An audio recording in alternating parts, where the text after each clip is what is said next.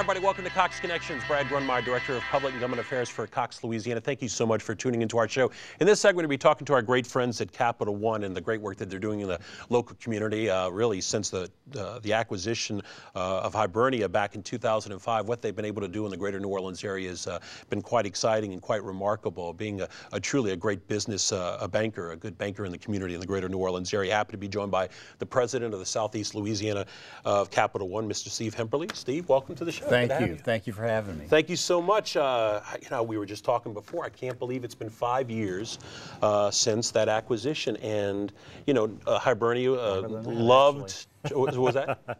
Longer than that, 2005. 2005. I put 5. Yeah, 2005.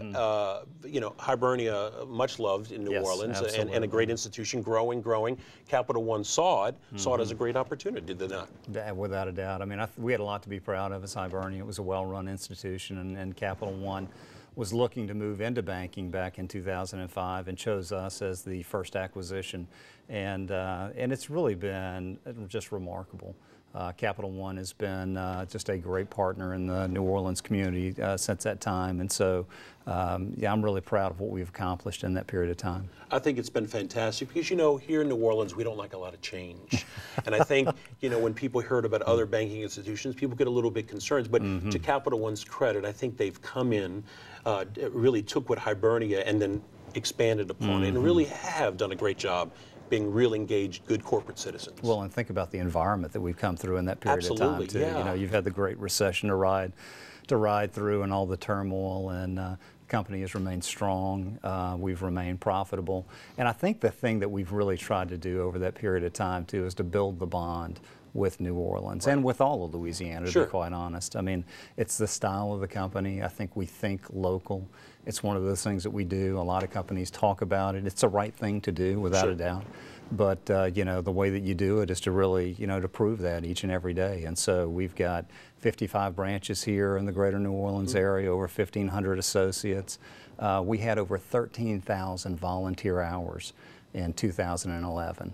And so that's one of the things that I'm most proud of. Not only that we financially invest in the community, but our folks who live here also understand the importance of that bond, and they give their time too, and so that's something that we really stand on. And I think you hit the key word, truly investment. Of course, that's a great word for your neck of the woods, but truly it is a love affair. It's an investment because, as we all know, after 2005, all that New Orleans was going through post-Katrina, every corporation was really had a gut check asking themselves, what can I do, or what should I do to kind of set up or stand up my community? And I think for the banking organizations also have those questions asked of themselves. So your investment post-Katrina, how do you feel Capital One has done, and exactly, a little bit more specifically, in which ways have they contributed? Sure, yeah, no. The great thing about it is that the investment by Capital One has gone up significantly since entry into the market in 2005. Excellent. And I think the other thing that is so significant too is that there is, we have a real managed effort toward delivering value and services into those communities in which we live and work. And so there's the financial investment that's been sustained and even increased in that period of time. It's also, there are a lot of programs that we have.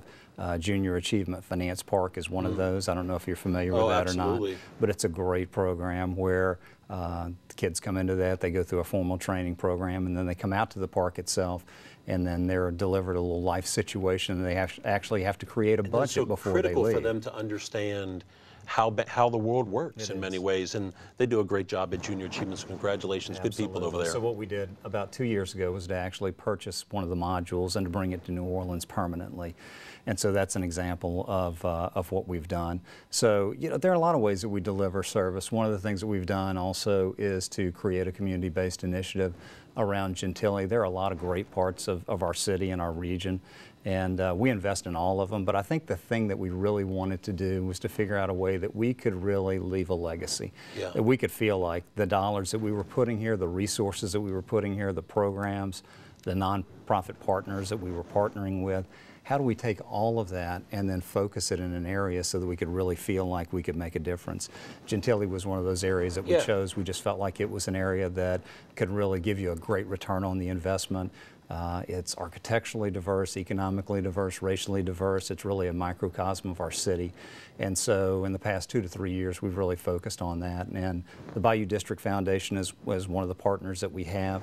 That was kind of our cornerstone investment that we had with them. What an amazing project that is. And something like that can be such a catalyst, but then what we can do also is, on top of that significant financial investment that they've made, then we come right back behind that with so many of the programs that we have that can really add quite a bit of value to the population there. Absolutely. And so that's a great example. One little key nonprofit, which is one of my favorites, is the Boy Scouts of America. I've been on the board there, the past president. The Boy Scouts of America did not have a single pack or troop in the Gentilly region post-Katrina. And so what we did was to create a specific grant in order to bring those packs and troops back. And so those are just some of the examples of what we do in Gentilly to really make a difference. Well, as a fellow den leader myself, I understand that my little 7-year-old is pack of 10 that we have. We're good and we love it. But and that says a lot. And I appreciate that, Steve, in many ways, because it is a good corporate citizen stepping up, engaging in the community. Gentilly, I'm sure, was attractive, and I think you said that for all the right reasons. So I think congratulations to the great folks at Capital One for really seeing that.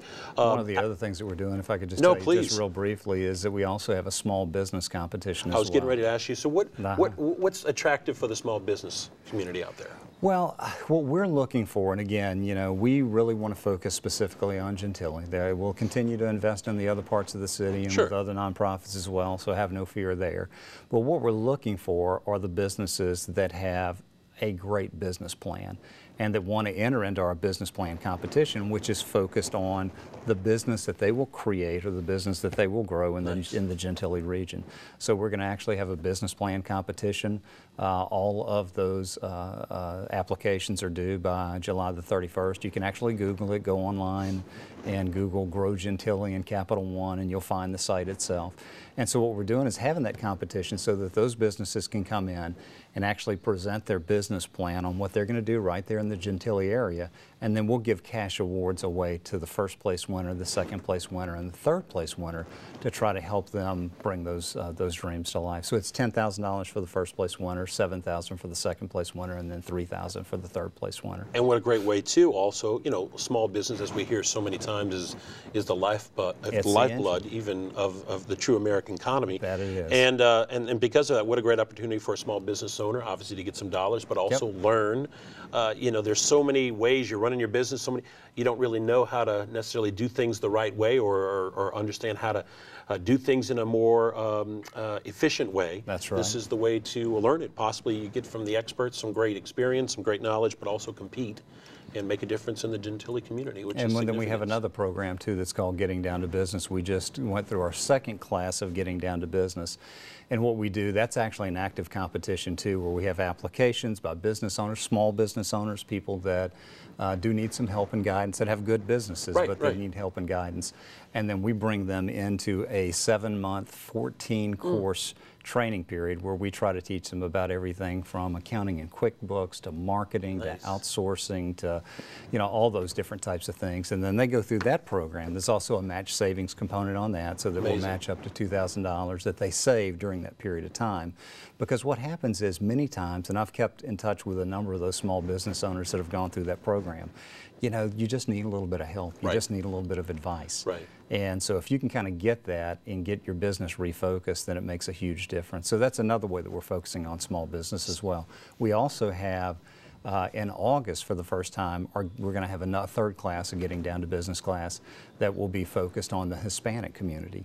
And it'll actually be taught in Spanish as well. So what we're trying to do is to recognize the diversity of our community and to be able to apply resources appropriately where we can to help out, you know, the entire community. Steve, it's fantastic. Congratulations. This is exciting stuff. It's refreshing for me of working for a corporation to also learn about other corporations and their engagement. Congratulations on the great success you've had at Capital One, and thank you so much for coming on the show. If anyone's interested, what website can they go to? Well, it depends on what just program. Capital but One if in you general, go to Capital One, and you can Google either one of those. Okay. You can Google Getting Down to Business. That's a great one. You can also Google Grow Gentili and tag Capital One along with that, and you'll get the information that you need. Steve, thank you so much Thank for coming you, Brad. by today. It's Great been a to have you pleasure. here. Congratulations as well again. All right, everybody, that wraps up this segment of Cox Connections. We'll see you next time. Thanks for watching.